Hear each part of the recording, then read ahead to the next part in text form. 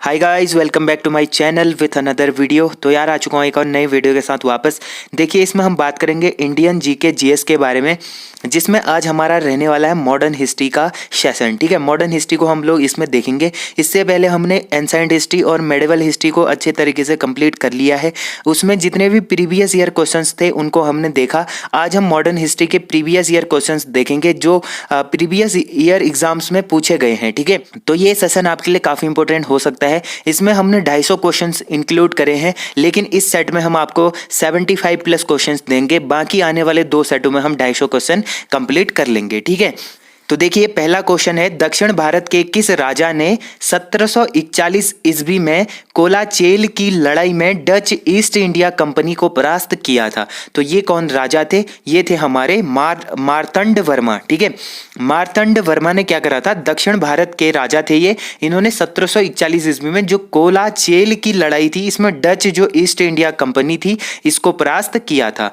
फिर अगला क्वेश्चन देखिए, वास्को डी गामा किस वर्ष कालीकट में उतरा? तो कालीकट में वास्को डी गामा कब उतरता है? ये उतरता है 1498 ईस्वी में। फिर अगला क्वेश्चन है, वास्को डी गामा एक पुर्तगाली अन्वेषक ने डैश वर्ष में भारत के समुद्री मार्ग की खोज की थी? तो इसने समुद्री मार्ग की खोज कब करी थी? 1498 ईस्वी में करी थी, जब ये कालीकट पहुंचा था। फिर देखिए अगला क्वेश्चन है, श्रीरंगपट्टनम का ऐतिहासिक शहर जिसे टीपू सुल्तान और उसके पिता हैदर अली की कब्रों का घर माना जाता है, वह निम्नलिखित किस शहर से लगभग 15 किलोमीटर की दूरी पर स्थित है? तो यह है मैसूर से 15 किलोमीटर की दूरी पर स्थित। फिर अगला क्वेश्चन देखिए, टीपू सुल्तान शासक था, जो टीपू सुल्तान था ये कहाँ का शासक था? तो ये था मैसूर का शासक। ठीक है, मैसूर का शासक था टीपू सुल्तान।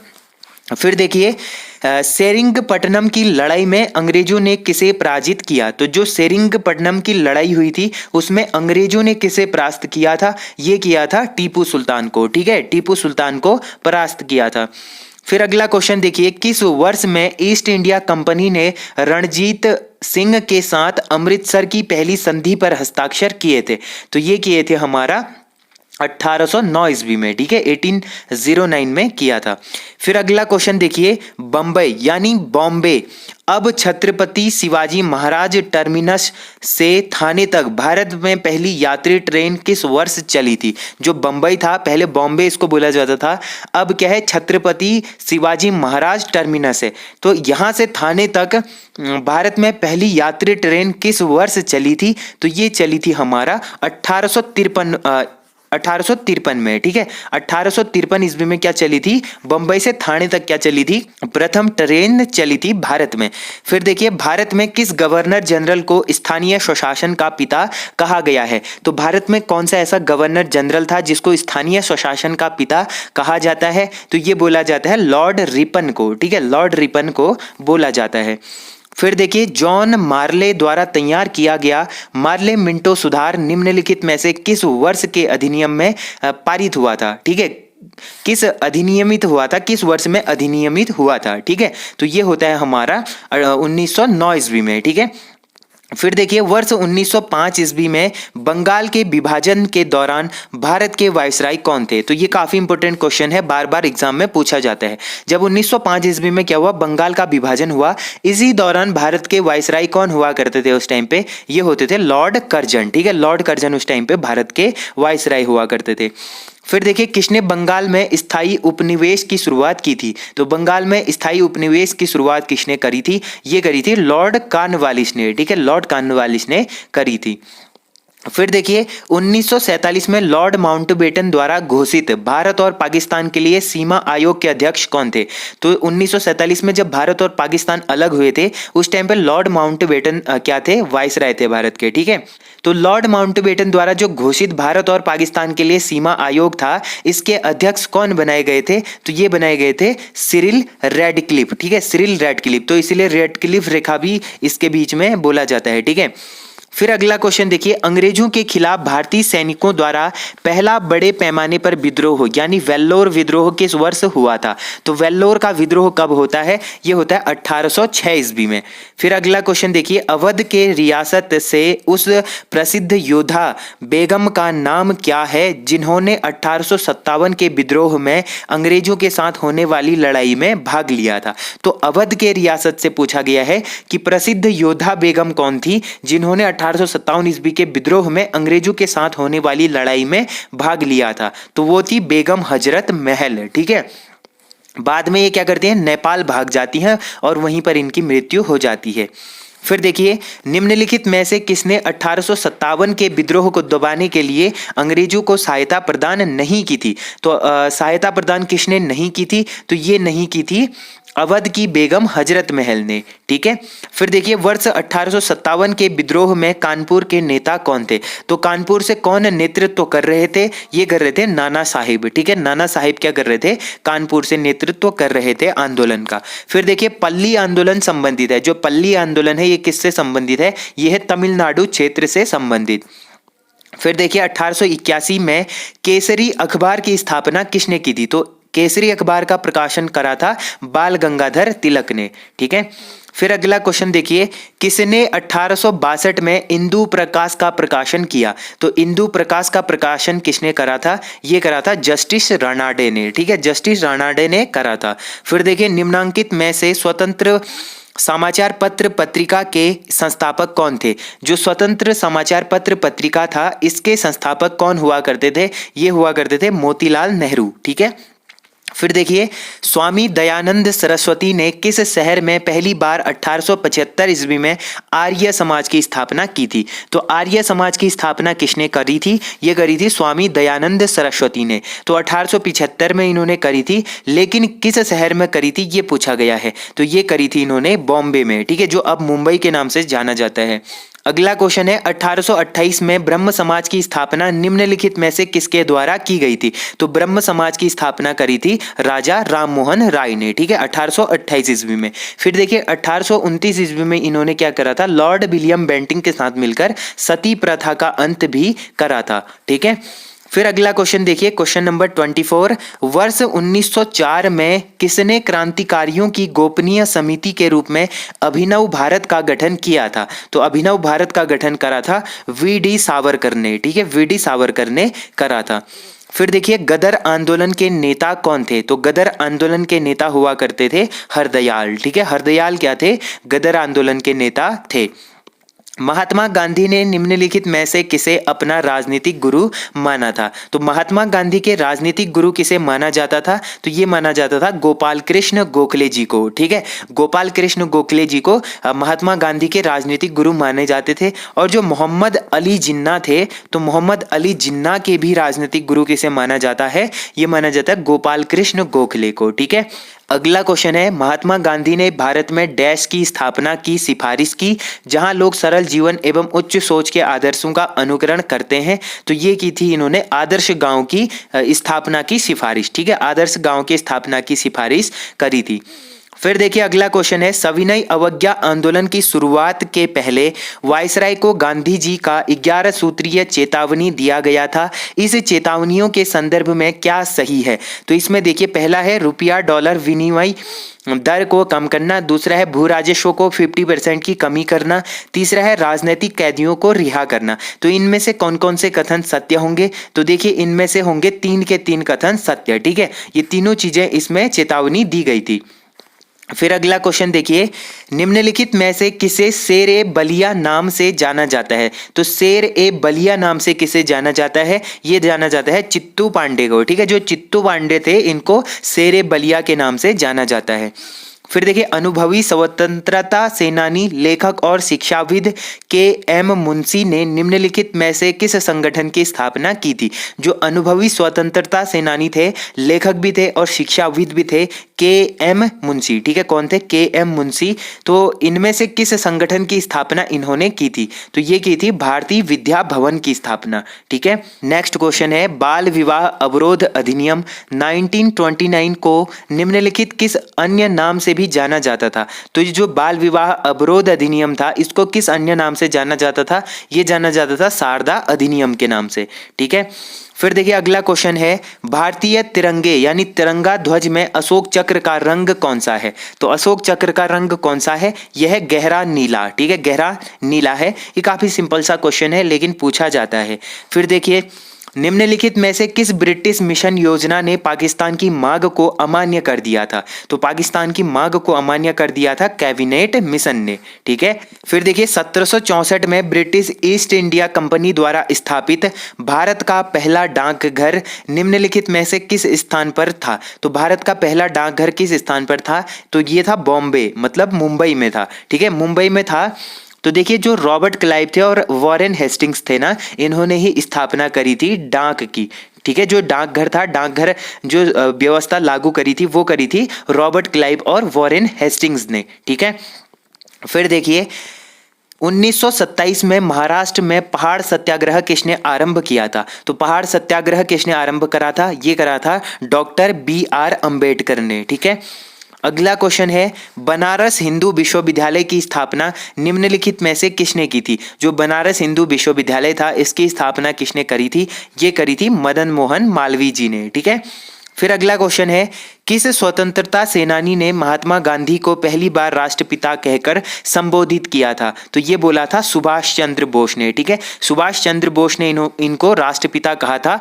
अगला क्वेश्चन देखिए, नेतृत्व का कौन सा सिद्धांत संपूर्ण व वैज्ञानिक माना जाता है? तो नेतृत्व का ऐसा कौन सा सिद्धांत है जिसको क्या माना जाता है? संपूर्ण व वैज्ञानिक माना जाता है। तो ये हो जाएगा हमारा बहुकारक का सिद्धांत। ठीक है, जो बहुकारक का सिद्धांत है इसको सिद्धांत संपूर्ण व वैज्ञानिक माना जाता है। तो ऑप्शन भी इसका राइट आंसर होगा। फिर अगला क्वेश्चन देखिए, संयुक्त राज्य अमेरिका ने किस वर्ष दूसरे विश्व युद्ध में प्रवेश किया था? दूसरा विश्व युद्ध कब हुआ था? 1939 से लेकर 1945 ईस्वी तक। ठीक है, 1939 से लेकर 1945 तक सेकेंड वर्ल्ड वॉर चलता है। तो इसमें USA मतलब संयुक्त राज्य अमेरिका ने कब प्रवेश किया था? तो इन्होंने प्रवेश किया था 1941 को। ठीक है, 1941 को इन्होंने प्रवेश किया था। फिर अगला क्वेश्चन है, प्रसिद्ध गीत सारे जहां से अच्छा हिंदोस्तां हमारा की रचना किसने की? तो सारे जहां से अच्छा हिंदोस्तां हमारा जो प्रसिद्ध गीत है इसकी रचना किसने करी थी? ये करी थी सर मोहम्मद इकबाल ने। ठीक है, सर मोहम्मद इकबाल ने करी थी। फिर देखिए, ब्रिटिश भारत सरकार ने बंगाल के विभाजन को लागू करने के निर्णय की घोषणा कब की थी? तो बंगाल के विभाजन को लागू करने के निर्णय की घोषणा कब करी थी ब्रिटिश भारत सरकार ने? तो ये करी थी 19 जुलाई 1905। ठीक है, 19 जुलाई 1905 ईस्वी में करी थी। और सॉरी, यहाँ पर गलत होगा, 19 जुलाई नहीं है, ये होगा हमारा 20 जुलाई। ठीक है, ऑप्शन में गलत दिया गया है, 20 जुलाई 1905 में करी थी। अब अगर एग्जाम में ऐसा ही आता है तो आपको 19 में ही टिक करना है, लेकिन जो इसका एग्जैक्ट आंसर है वो है 20 जुलाई 1905। ठीक है, 20 जुलाई 1905 ईस्वी को क्या हुआ था? बंगाल के विभाजन को लागू करने के निर्णय की घोषणा हुई थी। और उस टाइम पे वाइसराय कौन थे? वो थे लॉर्ड कर्जन। ठीक है, लॉर्ड कर्जन थे उस टाइम पे वाइसराय। ठीक है, अगला क्वेश्चन देखिए, निम्नलिखित में से किसने बंगाल के विभाजन 1905 के विरोध में हुए आंदोलन का नेतृत्व किया था? तो ये नेतृत्व किया था सुरेंद्र नाथ बनर्जी ने। ठीक है, फिर अगला क्वेश्चन है, निम्नलिखित घटनाओं का सही क्रम क्या है? तो निम्नलिखित घटनाओं में से सही क्रम क्या होगा? तो देखिए इनमें से पहला कौन सा होता है? ये होता है एल्बर्ट बिल। ठीक है, एल्बर्ट बिल सबसे पहले पारित होता है, ये होता है 1883 ईस्वी में। ठीक है, 1883 में होता है। फिर इसके बाद क्या होगा? इसके बाद होगा हमारा मॉर्ले मिंटो सुधार। ये कब होता है? ये होता है 1909 ईस्वी में। ठीक है, मॉर्ले मिंटो सुधार होता है। फिर इसके बाद होगा रॉलेट एक्ट। रॉलेट एक्ट कब पारित हुआ था? 1919 ईस्वी में रॉलेट एक्ट पारित हुआ। फिर होगा लास्ट में गांधी इरविन समझौता। ये कब होता है? 5 मार्च 1931 को होता है। लॉर्ड इरविन और गांधी जी के बीच में एक समझौता होता है। तो इसका सही क्रम होगा, पहले 4 आएगा, फिर 3 आएगा, फिर 1 आएगा, फिर 2 आएगा। ठीक है, फिर देखिए अगला क्वेश्चन है, जवाहरलाल नेहरू के नेतृत्व में मुस्लिम लीग अंतरिम सरकार में कब सम्मिलित हुई थी? तो ये कब सम्मिलित होती है? ये सम्मिलित होती है 24 अक्टूबर 1900, यहां पर भी गलत होगा गाइस, ये होगा 26 अक्टूबर। ठीक है, 26 अक्टूबर 1946 को सम्मिलित होती है। यहां पर भी ऑप्शन में गलत दिया गया है, तो ऑप्शन के हिसाब से ये सही होगा, लेकिन ये एग्जैक्ट 26 अक्टूबर 1946 को होता है। ठीक है, फिर अगला क्वेश्चन देखिए, किसने घोषणा की थी कि 30 जून 1948 तक ब्रिटिश द्वारा भारत को स्वतंत्रता प्रदान की जाएगी? तो ये किसने घोषणा की थी? ये घोषणा की थी क्लीमेंट एटली ने, ठीक है, जो क्लीमेंट एटली थे इन्होंने घोषणा की थी। फिर देखिए, निम्नलिखित में से किस क्रांतिकारी द्वारा the philosophy of the bomb नामक प्रसिद्ध लेख लिखा गया था? बॉम्ब या फिर बॉम्बे हो सकता है। तो कौन सा ऐसा क्रांतिकारी था जिन्होंने the philosophy of the bomb नामक प्रसिद्ध लेख लिखा था? तो ये लिखा था भगवती चरण बोहरा ने, ठीक है, जो भगवती चरण बोहरा थे इन्होंने ये प्रसिद्ध लेख लिखा था। निम्नलिखित में से कौन से राष्ट्रीय नेता poverty and un British rule in India के लेखक हैं? तो ये हो जाएंगे दादा भाई नौरोजी, ठीक है।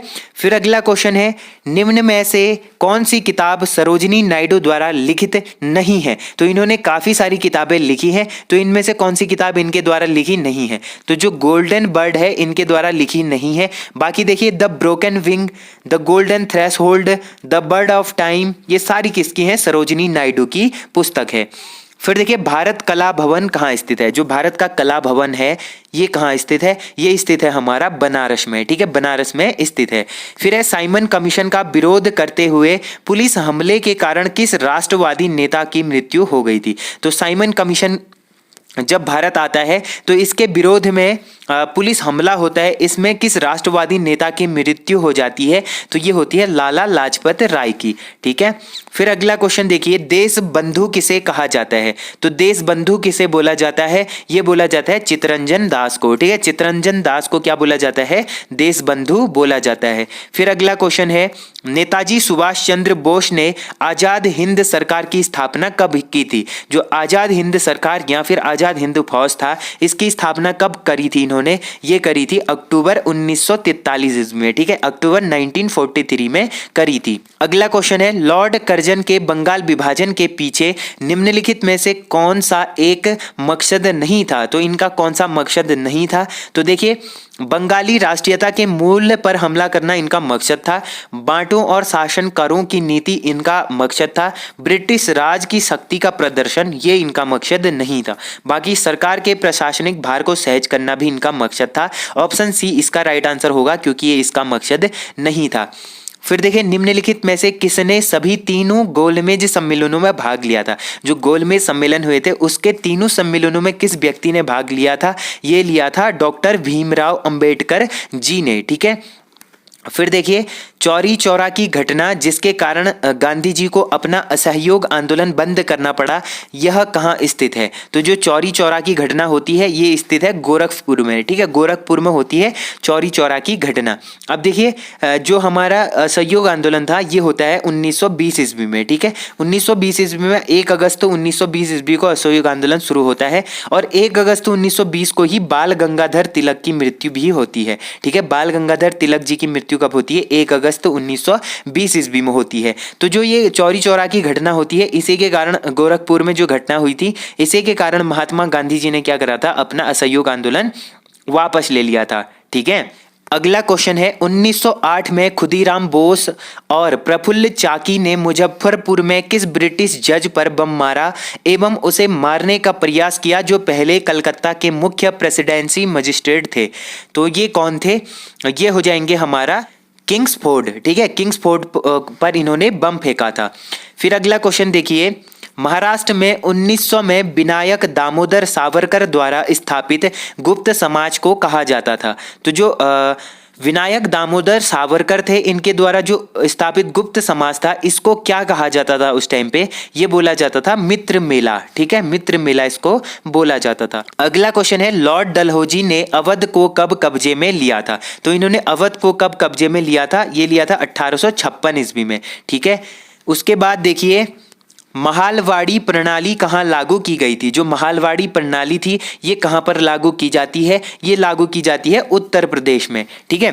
1916 का लखनऊ समझौता महत्वपूर्ण था क्योंकि इसके बाद कांग्रेस ने किया।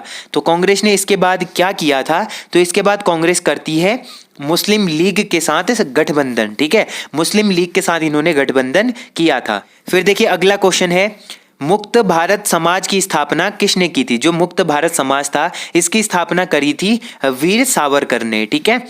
फिर है भारत के भीतर और बाहर दोनों में क्रांतिकारी की सक्रिय भूमिका निभाने वाले एकमात्र भारतीय राजकुमार कौन थे? तो ये एकमात्र भारतीय राजकुमार थे राजा महेंद्र प्रताप। ठीक है, फिर अगला क्वेश्चन देखिए, निम्नलिखित का मिलान करें। तो इनका हमें क्या करना है? मिलान करना है। तो देखिए इनमें से राइट कौन सा होगा? तो पहले देखिए राम प्रसाद बिस्मिल। तो राम प्रसाद बिस्मिल किससे संबंधित है? काकोरी षड्यंत्र मामले से संबंधित है। फिर दूसरा देखिए सूर्य सेन, ये किससे संबंधित है?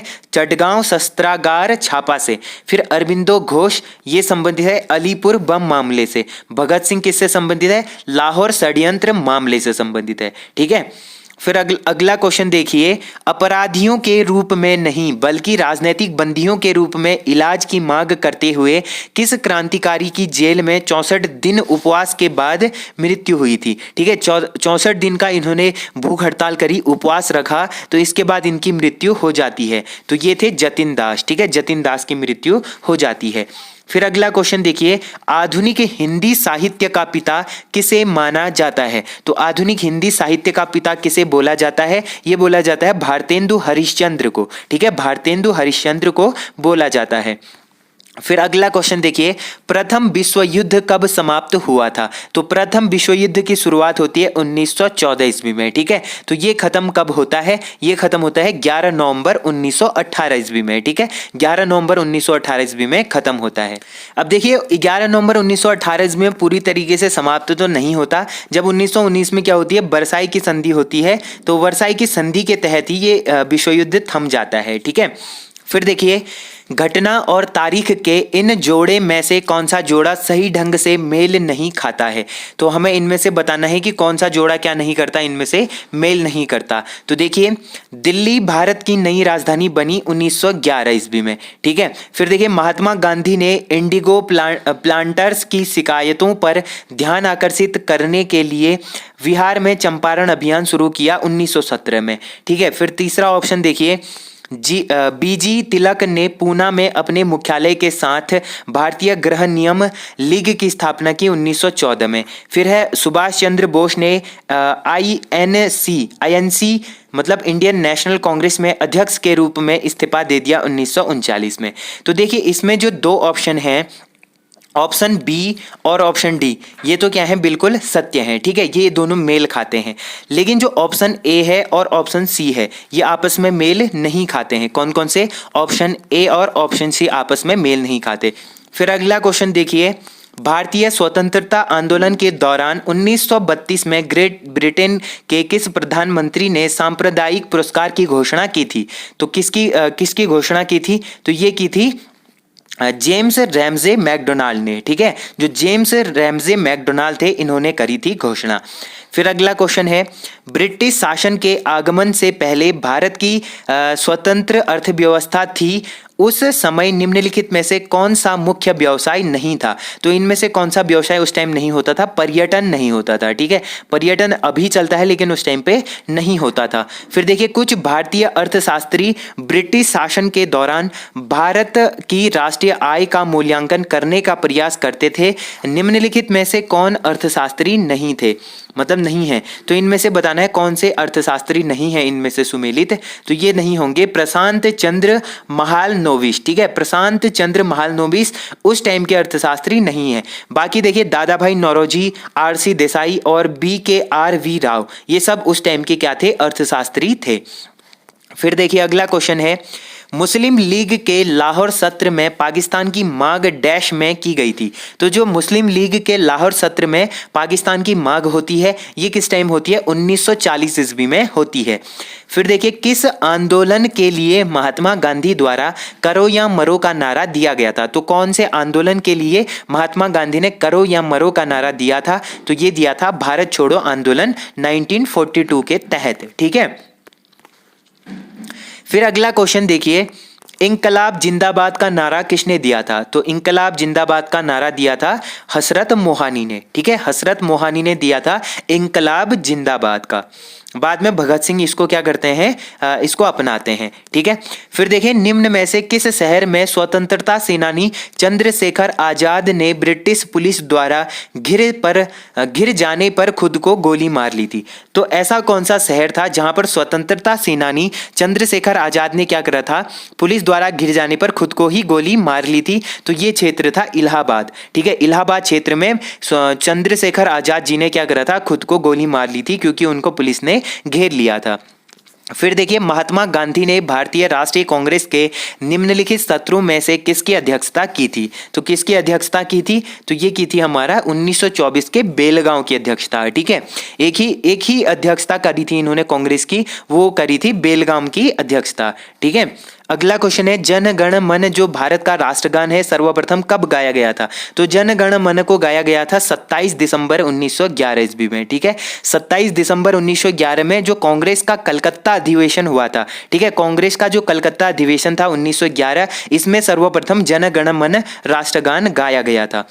अगला क्वेश्चन है आर्य समाज की स्थापना किसने करी थी? तो आर्य समाज की स्थापना करी थी स्वामी दयानंद सरस्वती ने। ठीक है, 1875 ईस्वी में इन्होंने क्या करी थी, आर्य समाज की स्थापना करी थी। आई थिंक 1875 ही होना चाहिए, आप लोग मेरे को कंफर्म करके बता देना। ठीक है, तो ये थे गाइज आज के 78 इंपॉर्टेंट क्वेश्चंस जो हमने मॉडर्न हिस्ट्री से देखे। इसके बाद 2-3 सेट और आएंगे जिसमें हम मॉडर्न हिस्ट्री के प्रीवियस ईयर क्वेश्चंस को देखेंगे। तो होप करता हूँ आप लोगों को ये वीडियो पसंद आया होगा। आज थोड़ा सा वॉइस डाउन था बिकॉज थोड़ी सी वीकनेस चल रही है कुछ रीजंस के कारण। तो मिलते हैं ऐसे ही इंटरेस्टिंग वीडियो के साथ, तब तक के लिए take care and bye bye.